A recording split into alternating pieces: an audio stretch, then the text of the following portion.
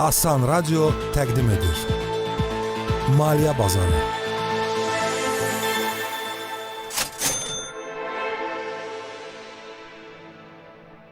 Axşamınız xeyir olsun. Dəyərli Asan Radyo dinləyiciləri, bir saatlıq Maliyyə Bazarı açıqdır. Yenidən eşidilməyə çox şadıq. Hər vaxtınız xeyir olsun. Maliyyə məsələlərini asanlaşdıran verilişimiz efirdədir. Studiyada mən Rinara və mən Vinyara. İrəliləyən dəqiqələrdə maraqlı pullu xəbərlərimiz, qonağımız və yaxşı hədiyyəmiz olacaq. Belə ki, Heydər Əliyev sarayında Murad Arifin 3-0 adlı konsertinə 4 nəfərlik bilet. Hitmaker yenidən ölkənin ən əsas səhnəsində olacaq. Bu 3 qat qələbə, 3 qat həzz və enerji partlayışıdır. Amma bu hədiyyə bizim ən diqqətli dinləyicimizə veriləcək. Verilişimizi elə bu andan ən sonuna qədər diqqətlə dinləyin. Çünki hansısa hissədə deyəcəyimiz fakt sonda sizə sual kimi veriləcək. Ona görə elə indidən bizim WhatsApp nömrəmizi qeyd edin. 070 65 56 100. Deməli, bir saatlıq diqqət sizi ailəvi olaraq qabağa salacaq. İstirahətinizə, ailə büdcəsindən əlavə pul xərcləmədən biletlə, ödənişsiz biletlə konsertə gedə biləcəksiniz. Yeri gəlmişkən, bugünkü mövzumuz da elə ailə büdcəsi ilə bağlıdır və bu məsələ vacib olduğu qədər də qəlizdir. Amma yaxşı tövsiyələri qonağımızdan eşidəcək. Bəli, irəliyən dəqiqələrdə maliyyə savadlılığı üzrə ekspert Xumar Hüseynova suallarımıza cavab verəcək. Ailə büdcəsini formalaşdırmaq ümumiyyətlə vacibdirmi? Necə planlamaq lazımdır və s. kimi sualların cavabını birlikdə tapacağıq. Yəni çox güman ki, dinləyicilərimizin arasında yeni ailə qurmağa hazırlaşanlar var, yaxud illərdir ailə büdcəsi formalaşdıra bilməyənlər var. Bax, bu mövzu məncə bir fürsətdir. Rinara, elə mən özüm illərlə o büdcəni hələ də tənzimləyə bilmirəm, inanırsan? Niyə? Çünki təkcə mənə qalsa bəlkə də çox yaxşı düz qoş edərəm, amma evdəki imkan verirsə, məncə bu büdcəyə nəzarət qadının əlində olmalıdır, Rinara. Gəl bunlar razılaşaq. Çünki elə götürüm özümü. Məsələn, mən 100 manatla çox səliqəli bazarlıq edirəm. Hər bir ərzaqdan ala bilirəm, amma yoldaşım 100 manatla gedir bazara, cəmi 3 şey alır. Xahiş edirəm, kişilər bazara getməsin. Yəni mənim ayda bir dəfə arvadımla bazara çıxmaq ixtiyarım yoxdur, keçəriz. Yox, bir şey də var da, Ünyara. Bax, alış-verişdə kişi bu impulsiv shopping deyilən bir şey var. Yəni emosiyalarına uyub lazımsız şeylər almaq. Bax, bu məncə kişiyə xas olan bir şey deyil. Kişi bunu etməz. Bax, qadın hansı ticarət mərkəzinə getdisə, yəni mən özümü də aid edirəm, ona görə belə rahatlıqla deyə bilirəm.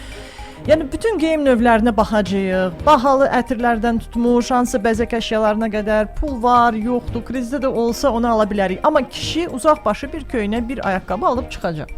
Onda Rinara, əgər biz belə bir müqayisə etsək, onda nə olsun? Qadınlar da uyğunsuz vərdişlərə pul xərcləmir də, siqaret, içki və s.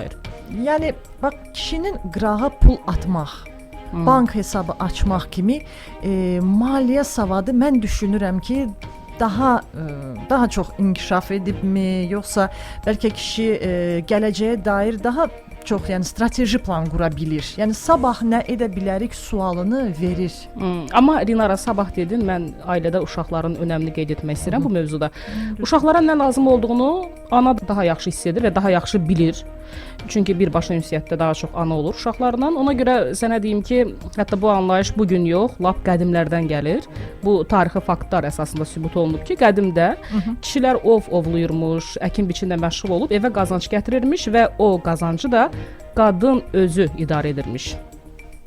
Bilmirəm hər nəsən, hər kimsən, uşaqlarımın atasısan, zəhmət çək, xarcımızı ver. Rədd ol buradan anasını oxşamı. Mənə bax, tez elə pulu ver. Al-verişi solmaza hallar gəlib. Sən öləsən, verməsən, uşaqlar acılıq elan eləyəcəklər. Görürsən, yəni qadınlar uşaqları əlində qalxan edir pul almaq üçün. Yəni uşağın falan şeyi yoxdur, uşağa falan şey lazımdır deyə pul alırlar da. Mən şəxsən adam tanıyıram ki, bazarlıq adı ilə və yaxud da uşaqla nəsə alacam adı ilə qırağa artıq 1000 manata qədər pul yığıb ata bilir. Afərin, bacarana can qurban, Rinara. Görünür, həmin xanım büdcə sözünün də haqqını verib, sağ olsun. Çünki büdcə sözü qədim normand dilində budget sözündəndir və hərfi tərcüməsi də pulla dolu kisə deməkdir. Budje? Bəli. Uje qəşəng sözdür.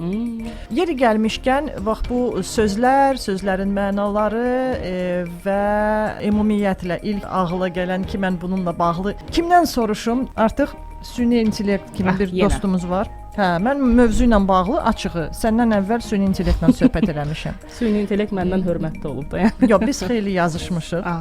Bəli, və süni intellekt deyir ki, pul gizlətmək ər-arvad münasibətlərinə mənfi təsir edir. Pul gizlətmək burada bilirsən nəyi nəzərdə tutur? Yəni əgər nə vaxtsa qadın və ya kişi anlasa ki, həyat yoldaşı bir müddətdir ondan pul gizlədir, qırağa pul atır və yoldaşının xəbəri yoxdur. Bunun üstü açılanda evdəki güvəni sarsılır. Ona görə bu məsələnin, bax biz indi ailə büdcəsindən danışırıq, büdcəni necə düzgün planlamaq, paylaşmaq və s. amma bunun psixoloji tərəfi də var. Ona görə də Rinara balanslı idarə etmə vacibdir bu məsələdə. Ona görə də bizə və dinləyicilərimizə bir ekspert rəyi vacibdir. Maliyyə bazarı verilişimiz davam edir. Yaxşı, pullu və maraqlı xəbərlərimiz var. Onsuz da pul olan hər yerdə maraq var. Rinara, Avstraliyada yaşlı cütlüyün ailə büdcəsinə böyük məbləğ 13 milyon dollar mədaxil olub. Hər zaman əziyyətlə çalışıb ailə saxlayan ər-arvad bir gün varlanaraq arzusu ilə tez-tez lotereya bileti alırmışlar. Sonuncu dəfə isə lotereya biletini ərzaqların içində soyuducuda unudublar. Gedib onu yoxlatmağa da işdən imkan tapmayıblar. Təşkilatçılar uduşun qaliblərini özləri axtarıblar ki, gəlin pulunuzu aparın və cütlük gedib pullarını ala bilib. Yəni təsəvvür elə, indi Allah bilir evin başqa gizli yerlərində nə qədər lotereya biletləri unudublar, elə orada da qalıb. Ümumiyyətlə hər evdə pul saxlamaq üçün belə xüsusi yerləri olur.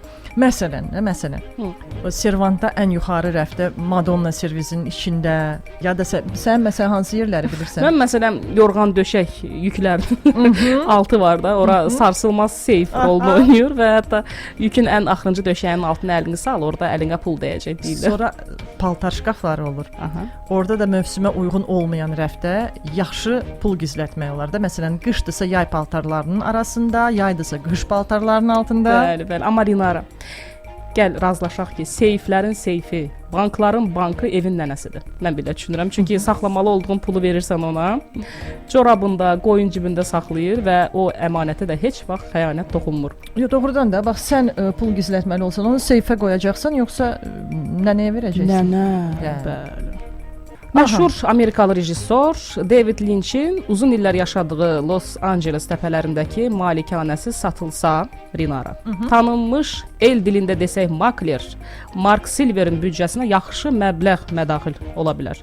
Belə ki, bu kompleksin qiyməti 15 milyon dollardır və makler Mark Silver sosial şəbəkədə paylaşım edib və bu villanı memarlıq irsinin, yaradıcılıq ruhunun və mədəniyyətin unikal qovuşması adlandırıb ki, malikanə yaxşı satılsın. Bax, səncə bu elan bizim alqı-satqı elanları olan saytlarımızda maklerlərimiz tərəfindən yerləşdirilsəydi, elan hansı sözlərlə başlayacaqdı? Məncə ilk növbədə mətn qanuni mənzil sözü ilə başlayacaqdı. Kupçası varla davam edəcəkdi. Metroya piyada 3 dəqiqəlik məsafə, kombi, teplый pol, şlaqbamlı həyət, 24 saat kamera nəzarəti, komendant. Sonra şey var, skvaznoy, yəni yer çəkən mənzil və sonda da ofis haqqı 10%. Məxaric xəbər. Ailəsinin büdcəsindən 365 milyon dollar məxaric edə biləcək ürəkli bir adam axtarılır. Belə ki, Braziliyanın Bahia ştatında 3 yaşlı uşağın ölçüsündə zümrüd daşı tapılıb və hərraca çıxarılacaq. Qiymətli daşın çəkisi 241 kiloqramdır və 365 milyon dollar dəyərində qiymətləndirilir. Rinara, deməli onda bu daşı tapan da qazanacaq, satan da qazanacaq. Bu insanların pulu daşdan çıxacaq. Yəni elə deyə bilərik. Qadınların büdcəsindən külli miqdarda məxariclərə səbəb olan dələduz saxlanılıb. Simon Leviev Gürcüstanda tutulub. 34 yaşlı Levievin əsl adı heç yəni adı da saxtaymış da, Şimon Yaxuda Hayut imiş və o özünün varlı varis kimi təqdim edib, qadınları böyük məbləğlərdə pul verməyə inandırıb, lakin bu pulları geri qaytarmayıb. O saxta dəbdəbəli həyat tərzi nümayiş etdirib, can güdənlər, şəxsi təyyarələrdən istifadə edib, Hayut qadınların 10 milyon dollardan çox vəsaitini ələ keçirib. Yəni gördün Vinyera? Və bayaqdan deyirsən ki, büdcə qadınların əlində olsun. Gör neçə qadın büdcədə böyük kəsirlərə səbəb olub. Amma Rinara əsl səbəbkar kimdir? Dələduz kişi. Yəni yaxşı. Yenə yəni mübahisə düşəcək bilirəm. Gəl bununla bağlı olan suallarımızı qonağa saxlayaq. Biz qısa fasilədən sonra qayıdırıq. Maliyyə bazarında qonaq var. Maliyyə bazarı davam edir. Ailə büdcəsindən danışırıq biz bu axşam. Siz də suallarınız varsa 070 65 56 100 WhatsApp nömrəsinə yaza bilərsiniz. Bizim qonağımız isə Access Bankın Təhsil və İnkişaf şöbəsinin rəhbəri, maliyyə savadlılığı üzrə ekspert Xumar Hüseynovadır. Xoş gəlmisiniz Xumar xanım. Xoş gördük. Elə mən ilk sualımı verim bugünkü mövzumuzla bağlı. Bir ailə üçün büdcə yaratmaq nəyə görə vacibdir? Büdcə ilk növbədə ailənin xərclərini və gəlirlərinə nəzarət etməyə imkan verir. Ailənin maliyyə sabitliyini təmin edir. Gələcək planları üçün maliyyə əsası yaradır. Ailəni gözlənilməz xərclərdən qoruyur, eyni zamanda da borclanma risklərini azaldır. Bəs Xumar xanım, ailə büdcəsini necə yaratmaq lazımdır? İlk növbədə ailə bütün üzvləri ilə bir yerdə gəlirlərinə və xərclərinə diqqət ayırmalıdır. Yəni elə xərcləməlidirlər ki, onların gəlirləri xərclərindən az olmasın. Ən yaxşı qayda, yəni beynəlxalq təcrübədə də tövsiyə edilir 50-30-20 qaydası. Yəni büdcəni planlaşdıranda gəlirimizin 50%-ni vacib hesab etdiyimiz xərclərə ayırırıq. Yəni burada bizim maliyyə öhdəliklərimiz ola bilər, övladımızın ya özümüzün təhsil haqqımız, ipotekamız və ya hər hansı bir biznes kreditimiz və s. ola bilər.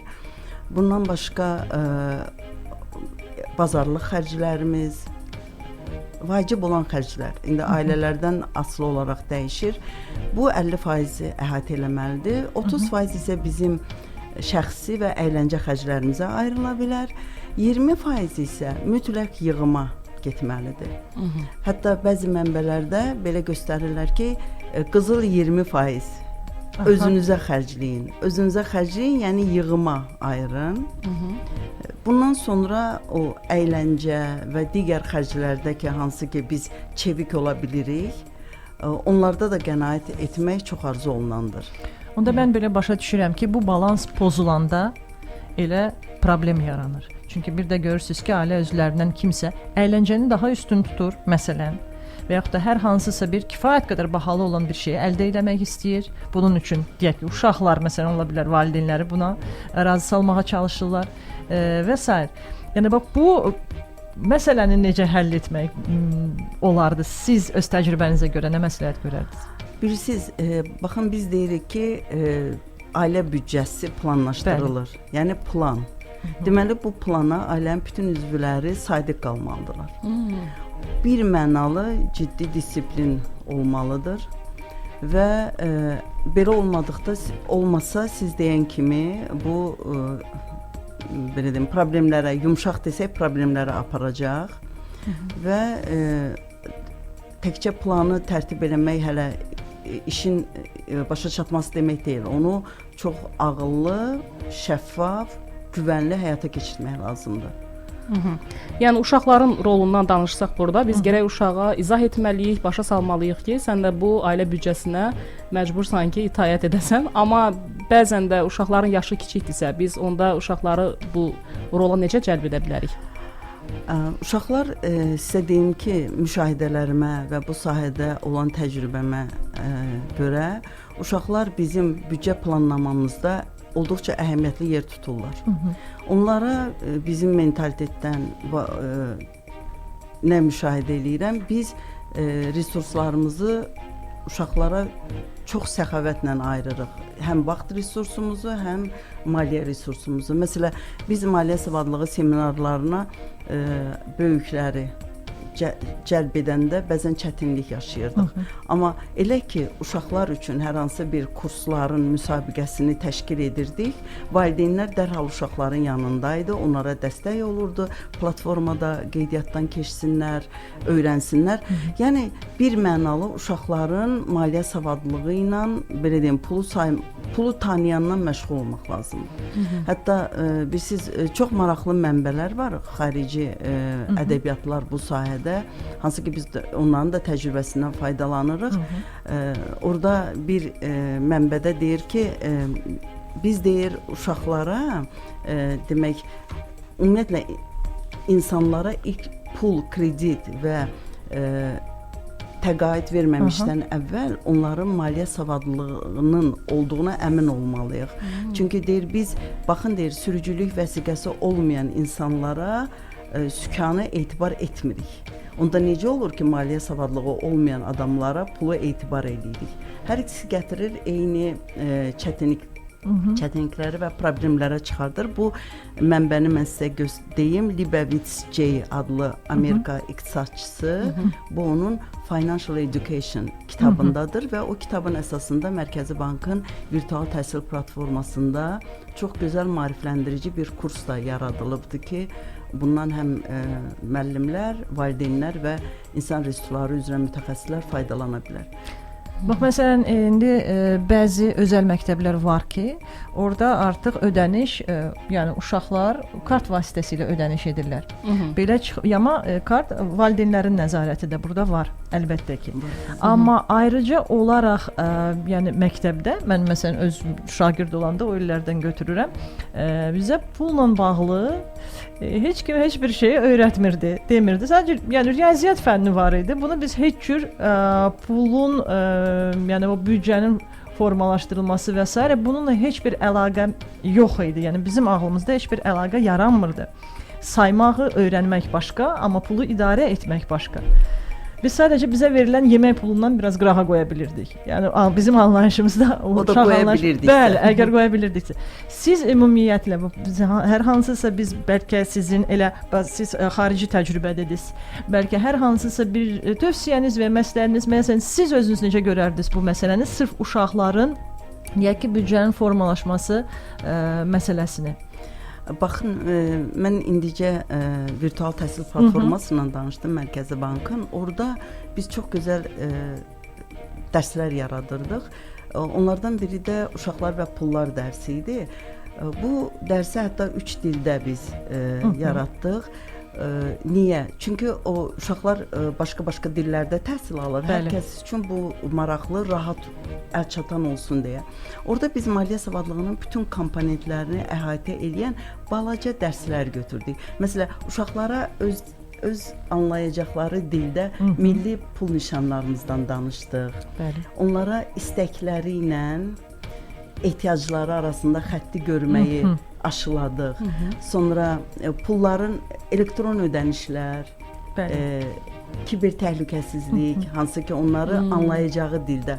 Sonra hətta qiymətli kağızlar, investisiya, sonra necə ağıllı borclanaq, hətta pensiya dövrünü planlaşdırmaq niyə lazımdır? Baxın, bu komponentlər maliyyə savadlılığının, belə deyim də, onurğa özüdür. Maliyyə savadlığı budur. Və hətta valideynlər, hətta bank sektorunda olan valideynlər belə deyirdi ki, bizim üçün də bu çox maraqlı oldu bu yanaşma.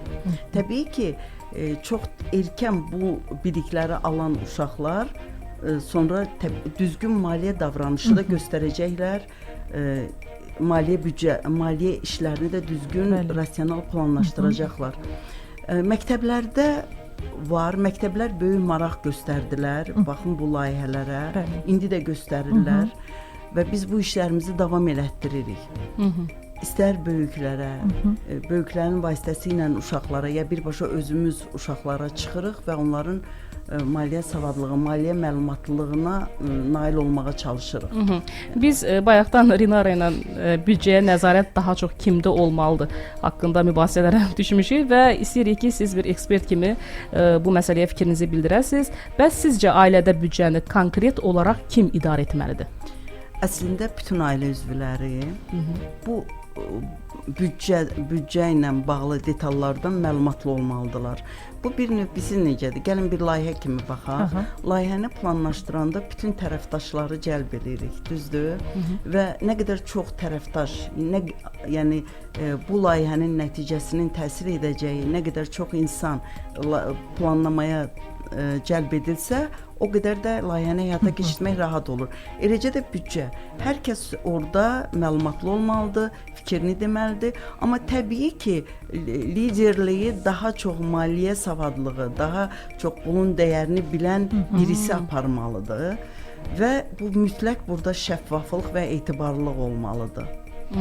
Bax, siz deyirsiniz ki, bütün ailə üzvləri bu prosesdə iştirak etsələr daha yaxşıdır, amma əlbəttə ki, maliyyə savadlılığı baxımından daha üstün olan bir ailə üzvü öz üzərinə götürsə yaxşıdır. Rəhbərlik eləsə. Bəli, rəhbərlik eləsə. Amma bir həqiqət də var ki, bizim məsələn insanlara, bəlkə mentalitetə mi deyək, artıq formalaşmış bir düşüncə tərzi var. Elə ailələr var, hesab edirlər ki, ana, qadın daha yaxşı, yəni pulu idarə edəcək, bəlkə daha çox qənaət etməyi bacarır deyə ona görə ailələr də var ki, yəni bütün pul sanki ailə başçısının, kişinin əlində cəmləşir və artıq onun dediyi ilə bütün bu maliyyə məsələləri həll olunur. Yəni bax burada deyək ki, insanların həmin əraziyə aid olaraq da götürsək, ölkəyə aid olaraq götürsək, düşüncə tərzi nə qədər təsir eləyir bu ailə məsələsi, büdcənin formalaşması məsələsinə? Bilirsiniz necədir? Yəni bu ola bilər ki, başlanğıcda həmin lider düzgün seçilmir. Bu tez üzə çıxır. Yəni məlum olur ki, yox, büdcədə problem oldu, planlaşdırıldığı kimi xərclənmədi. Yaxud da kimsə yetərincə dəyər vermədi başqalarının belə deyim töhfəsinə. Bəli. Bu tez bir zamanda görünür, amma əgər görünmürsə, əgər nəsə dəyişmirsə, belə davam edə bilməz axı. Bu ailəyə maliyyə problemləri yaşadar. Bir də mentalitet baxımından mən nə demək istəyirəm? Yəni zəhmətlə qazanılan belə vəsait təbii ki, dəyərlidir. Hər kəs onun hər qəpiyin qədrini bilmək, belə bir sözümüz var bizim. Bunu müşahidə eləyirik. Amma bir də təəssüf ki, bəzən biz görüntüyə yönələn xərcləri görürük. Yəni bəsə giririk. Məsələn, Fatma nənənin oğlunun maşını böyükdür, mənim oğlumun da maşını böyük olmalıdır. Getdim kredit götürdüm. Böyük məbləğdə borclandım.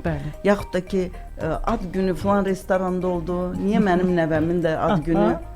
Hələ ad günü ilə qutarsaq yaxşıdır. İndi aylıq qeyd edirik. 1 ay, 2 ay, 3 ay. Bunların hamısı süni xərclər yaradır. Yəni, mən müşahidəmə görə deyirəm. Heç də yəni bunlara nəzarət eləsək, məncə daha az maliyyə problemləri yaşayarıq.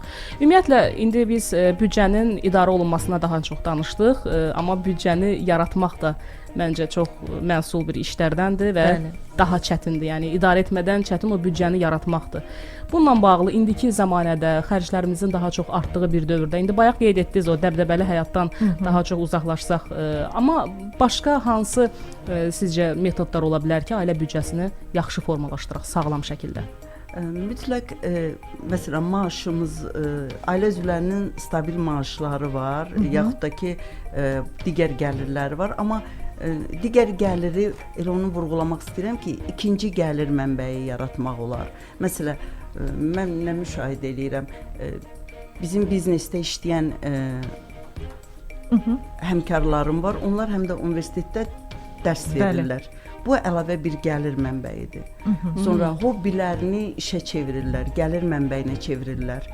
Məsələn, tərcümə tutaq ki, yaxşı tərcümə etməyi bacarır, sevir bu işi, o da onun əlavə gəlir mənbəyi olur. Sonra tövsiyə olunur ki, baxın, bu yığımı elə etməliyik ki, ən azı bizim 3 aylıq, amma arzu olunar ki 6 aylıq maaşımız qədər bizim ehtiyatımız olsun. Bir də mütləq biz bu sığorta mədəniyyətini, sığortalanmağı təşviq eləməliyik. Necə? Məsələn, düzdür, sığorta baş verəcək qəzadan bizi qorumayacaq, olacaq. Amma maliyyə problemlərimizi aradan qaldıracaq. Yəni maliyyə qəzasından bizi qoruyacaq. Əmlakımızı sığorta eləyək, həyatımızı sığorta eləyək. İndi avtomobilimizi hamımız sığorta eləyirik. Yəni övladlarımızı sığorta eləyək. Niyə yox? Bunun özü də bizim gözlənilməz xərclərimizin qarşısını alır. Və təbii ki, lazımsız xərclərdən özümüzü uzaq tutaq. Bayaq dediyim kimi, kiməsə nəyisə göstərmək üçün borclanmayaq. Təbii. Mən düşünürəm ki, maliyyə sağlamlığı üzrə ekspertdən belə sözləri eşitmək. Bəli. Hə? Xüsusilə vacibdir. Əslində mən də davamlı öyrənirəm. Mənə elə gəlir ki, bu elə bir sahədir ki, burada ekspert olmaq üçün çox illər lazımdır, amma öyrənək, hamımız öyrənək. Və təşəkkür edirik ki, siz də bugün, mən ümidvaram ki, müəyyən şeyləri bəlkə də dinləyicilərimizə bir tövsiyə edib öyrədə bildiniz. Təşəkkür edirik sizə gəldiyiniz üçün, minnətdarıq. Mən təşəkkür edirəm. Çox sağ olun dəvətiniz üçün. Təşəkkürlər. Mən xatırlatmaq istəyirəm ki, bizim yəni diqqətlə dinləyən bir dinləyicimiz bugün hədiyyə qazana biləcək. Hədiyyəmiz isə Heydər Əliyev sarayında Murad Arifin konsertinə düz 4 nəfərlik biletdir. Bunun üçün sadəcə bizə diqqətlə dinləməliydiniz. Bəli. Amma sualı verməmişdən öncə mən Rinara istəyirəm ki, müsabiqəmizə dair qaydaları dinləyicilərimizin diqqətinə çatdıraq. Əslində bu qaydalar niyə lazımdır? Şəffaflığı və ədalətliyi təmin etmək üçün lazımdır. İstəyirik ki, hər bir dinləyicimiz verilişlərdə, müxtəlif verilişlərimizdə qalib olsunlar. Ona görə də bildiririk ki, bir dinləyici bir ay müddətində ancaq bir dəfə qalib ola bilər. Qazanan dinləyici şəxsən özü gəlib hədiyyəsini götürməlidir. Yəni mən rayondayam, xaloğlum, bajoğlum gəlsin götürsün deyə bilməzsiniz. Başqa nömrədən yazıb təkrar həmin dinləyici qalib olursa, bu da sayılmayacaq. O zaman sualı verim. Bəli. Sual isə bax bugün Venera özdə bu sözü çox gözəl tələffüz etdi. Əsl normand dilindən büdcə, yəni büdcədən danışırıq və normand dilindən qeyd etdi ki, bu büdcə olub. Bu bizim dilimizə necə tərcümə olunur? Diqqətlə dinləmisinizsə, elə indi cavabı 070 65 56 100 nömrəsinə yaza bilərsiniz. Bəli, biz isə indi qısa fasiləyə ayrılırıq. Diqqətli müsabiqə. Asan Radioda maliyyə bazarını dinləyirsiniz və bizi isə bayaqdan diqqətlə dinləyən dinləyicimiz artıq bizə qoşulub. Vüqar Hüseynov, axşamınız xeyir olsun. Salamlayıram sizi. Çox sağ olun Vüqar, biz də sizi təbrik edirik. Hədiyyə qazanmısınız. Hədiyyəniz nədir? Bilirsiniz də, diqqətinizi yoxlayıram bir dəqiqə. Nədir hədiyyəniz? Murad Arifin konsertinə biletlər. Tamamilə doğru. 4 bilet qazanmısınız. Bəli. 4 nəfər yığılırmı? Yığılır, bəli. 2 böyük, elə 2 də uşaq. Nə gözəl. Sentyabrın 30-u keçiriləcək 3-0 konsertində sizə xoş vaxt keçirməyə arzu edirik. Amma necə oldu ki, Vüqar bizim qalibimiz oldu? Bəli, sual vermişdik. Bəli. Soruşmuşduq ki, büdcə sözünün əsli normand dilində budget sözündəndir. Bəs bu söz bizim dilimizə necə tərcümə olunur? Bu kisə dolu pul deməkdir. Bəli, pulla dolu kisə deməkdir. Doğru cavabdır. Təbrik edirik sizi. Murad Arifin sentyabrın 30-unda keçiriləcək konsertinə 4 nəfərlik bilet qazandınız. Bir daha qeyd edək. Vüqar bəy, sizin ailənizdə büdcəni kim idarə edir? Elə özümüz qarşılıqlı. Ümumiyyətlə büdcə varmı? Yaxşı büdcə varmı? Şükür olsun, var. Çox şükür. Biz sizi təbrik edirik bir daha. Çox sağ olun. Və çox sağ olun ki, bizi bu qədər diqqətlə dinləyirdiniz. Sizə xoş istirahətlər. Baxtiyarın konserti var. O bizim hamımızı dəvət edir. Görün nə qədər bilet göndərir. Bəs nə edək? Hə? Gelin fasilələ edək. Diqqətinizə görə təşəkkür edirik. Bu həftəlik maliyyə bazarından bu qədər və yenidən bazar ertəsi eşidilərik. Bəli, bir həftədən sonra yenə Asan Radiodayıq, maliyyə bazarı açacağıq. Hələlik görüşərik.